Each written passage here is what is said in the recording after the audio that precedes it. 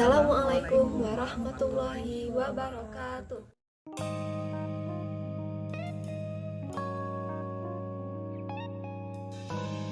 Perkenalkan, nama saya Hamzah Fanshoy Al-Tariq dari kelas 10-1. Perkenalkan, nama saya Aisyah Fadilah Hildi dari kelas 10-1. Perkenalkan, nama saya Puspita Sari dari kelas 10-1. Nama saya Hairunisa Angginauli dari kelas 10-1.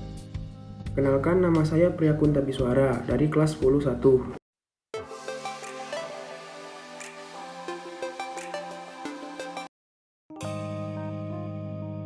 Pengertian manajemen merupakan ahli. Ada beberapa pengertian manajemen merupakan ahli yang bisa kita pelajari.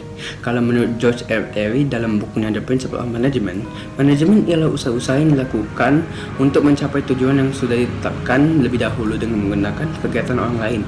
Sedangkan Prof. Oeyang Lee menjabarkan manajemen sebagai suatu ilmu dan seni dalam merencanakan, mengorganisasikan, mengarahkan, mengkoordinasikan, serta mengawasi tenaga manusia dengan bantuan alat-alat dalam rangka mencapai tujuan yang sudah ditetapkan. Jadi, inti dari kegiatan manajemen adalah bagaimana sebuah organisasi mencapai tujuan dengan teknik dan cara-cara tertentu serta membutuhkan peran manusia dalam prosesnya.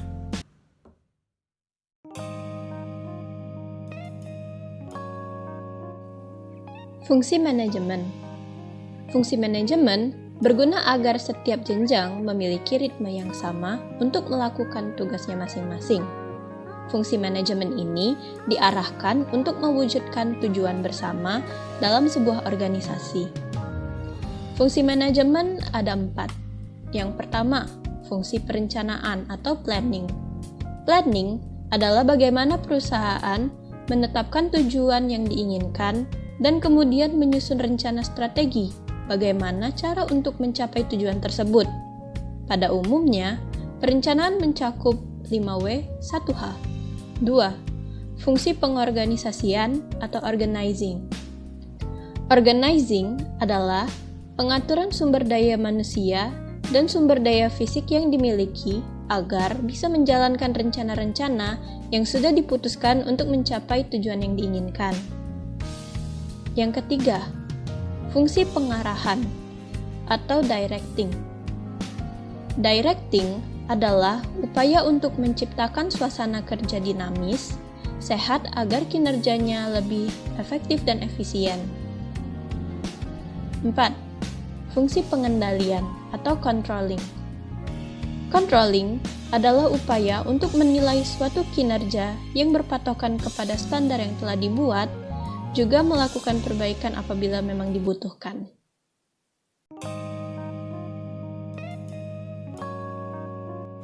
Selanjutnya adalah topik mengenai unsur manajemen. Unsur manajemen adalah sarana bagi manajemen untuk melakukan kegiatan. Jika salah satu di antara unsur manajemen tidak ada atau tidak sempurna, maka akan berimbas pada berkurangnya upaya untuk mencapai tujuan perusahaan ataupun organisasi. Unsur manajemen terdiri atas 6 unsur yang sering disebut sebagai 6M. Unsur tersebut antara lain man, money, material, machine, methods, dan market. Unsur yang pertama adalah man atau manusia. Dalam proses manajemen, unsur manusia adalah unsur yang paling penting, karena manusialah yang nantinya akan menggerakkan proses manajemen. Segala perencanaan, pengendalian, pengarahan, pengorganisasian, dan kegiatan lainnya hanya dapat dilakukan oleh manusia sebagai makhluk hidup yang memiliki akal dan pikiran. Unsur yang kedua adalah money atau uang. Hampir semua kebutuhan di dunia ini membutuhkan uang. Dalam proses manajemen perusahaan, uang biasanya digunakan untuk membiayai gaji para pegawai, membeli alat atau bahan yang dibutuhkan, dan lain sebagainya. Unsur yang ketiga adalah material atau bahan. Tanpa adanya material, suatu perusahaan tidak akan dapat beroperasi dan tidak dapat berproduksi. Dengan menggunakan sumber daya manusia yang ahli, bahan yang awalnya mentah akan diproses menjadi barang jadi ataupun barang setengah jadi yang memiliki nilai yang lebih tinggi. Unsur yang keempat adalah machine atau mesin. Dengan menggunakan mesin, pekerjaan akan menjadi lebih cepat selesai dan waktu pekerjaan akan menjadi lebih efisien. Unsur yang kelima adalah methods atau metode. Dalam suatu pekerjaan, dibutuhkan metode atau tata cara kerja. Suatu tata cara kerja yang baik akan memperlancar jalannya pekerjaan.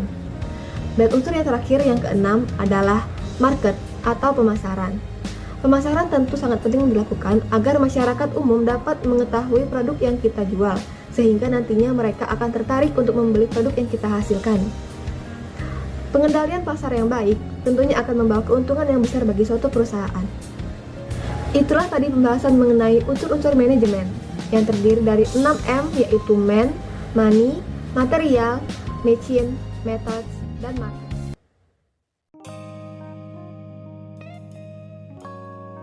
Saya akan menjelaskan tentang bidang-bidang manajemen. Bidang-bidang manajemen dibagi menjadi 5. Yang pertama adalah manajemen produksi. Manajemen produksi adalah aktivitas mengatur faktor-faktor produksi untuk menciptakan atau menambah penggunaan barang atau jasa. Pengaturan faktor-faktor produksi tidak dapat dipisahkan dari fungsi manajemen. Fungsi-fungsi manajemen ini meliputi fungsi perencanaan, pengorganisasian, penggerakan, dan pengendalian.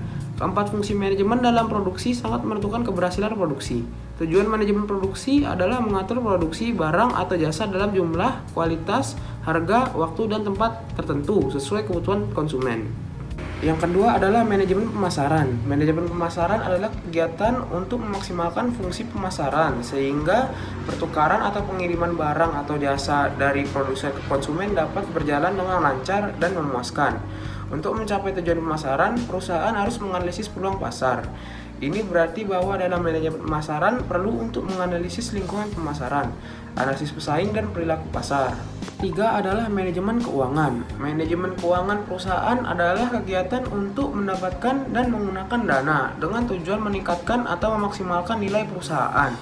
Ada 2 fungsi manajemen keuangan, yaitu A. Fungsi memperoleh dana, yaitu cara mendapatkan dana paling menguntungkan, dan B. Fungsi menggunakan dana, yaitu adalah cara bagaimana menggunakan dana yang ada secara efektif dan efisien. Yang keempat adalah manajemen personalia atau kepegawaian. Manajemen personalia adalah ilmu dan seni atau proses mendapatkan, memajukan atau mengembangkan dan mempertahankan tenaga kerja yang kompeten sedemikian rupa sehingga tujuan organisasi dapat dicapai secara efisien dan mengarah pada kepuasan pribadi. Tugasnya adalah mengatur, membina, memobilisasi, mengarahkan, dan mengembangkan karyawan untuk dapat menyelesaikan tugas mereka secara efektif dan efisien guna mendukung pencapaian tujuan perusahaan atau organisasi. 5 adalah manajemen administrasi. Menurut George R. Terry, manajemen administrasi adalah merencanakan, mengendalikan, dan mempersonalisasikan pekerjaan kantor dan membinakan mereka yang menerapkannya untuk mencapai tujuan yang telah ditentukan. Berdasarkan pemahaman tersebut, dapat disimpulkan bahwa manajemen administratif adalah penerapan fungsi manajemen di bidang perkantoran, yaitu perencanaan, pengorganisasian, penggerakan, dan pengawasan kantor, sehingga tujuan perusahaan dapat tercapai dengan karyawan merasa puas. Materi selanjutnya adalah penerapan fungsi manajemen dalam kegiatan sekolah di bidang OSIS. OSIS, organisasi siswa intrasekolah, adalah suatu organisasi yang ada di tingkat sekolah di Indonesia mulai dari tingkat sekolah menengah pertama dan sekolah menengah atas. Secara organis, penelitian OSIS adalah organisasi yang menjadi satu-satunya wadah organisasi siswa yang sah di sekolah. Tujuan utama terbentuknya OSIS adalah yang pertama, menghimpun ide, pemikiran, bakat, kreativitas, serta minat para siswa ke dalam satu wadah yang bebas dari berbagai pengaruh negatif dari luar sekolah.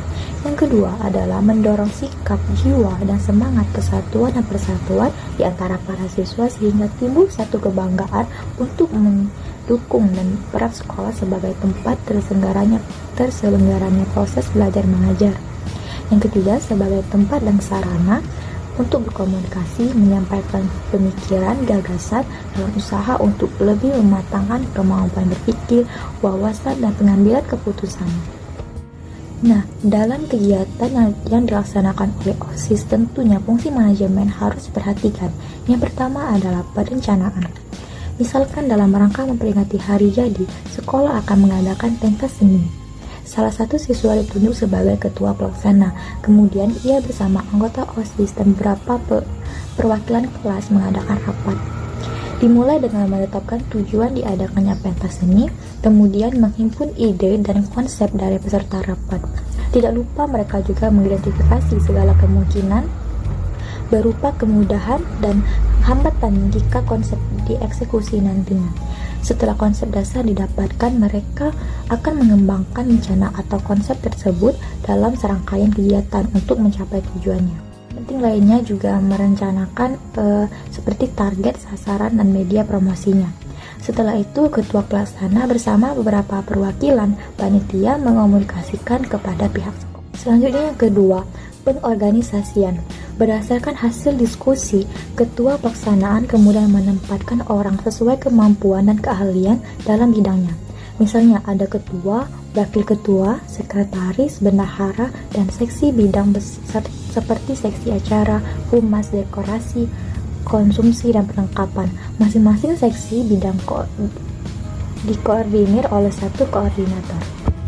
Yang ketiga adalah penggerakan. Ketua pelaksanaan akan melakukan penggerakan berupa pembagian kerja yang jelas berdasarkan struktur organisasi atau kepanitiaan pensi yang telah disepakati. Ia juga harus mampu memimpin dan mengarahkan anggotanya dengan jelas, memanfaatkan waktu secara efektif, serta mengatur dana secara efisien. Tidak hanya menggerakkan, ia juga harus menghargai dan mampu memotivasi sehingga seluruh panitia dapat bertugas dengan ikhlas dan maksimal. Seseorang yang dapat menggerakkan orang di bawah pemimpinannya berarti ia dapat menjalankan manajemen sehingga tujuan kegiatan dapat terwujud. Selanjutnya adalah pengawasan.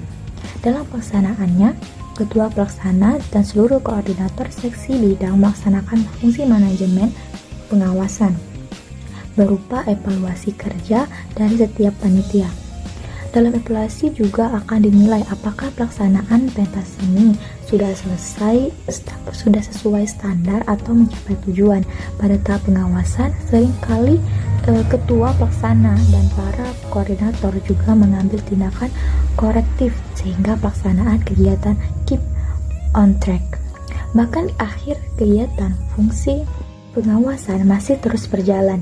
Biasanya evaluasi menyeluruh ini dilakukan saat rapat pembubaran panitia.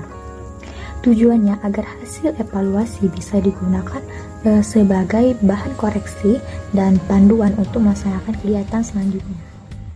Sekian dari kami. Semoga bermanfaat buat kalian.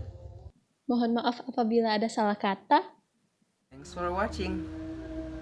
Kami akhiri dengan Assalamualaikum warahmatullahi wabarakatuh.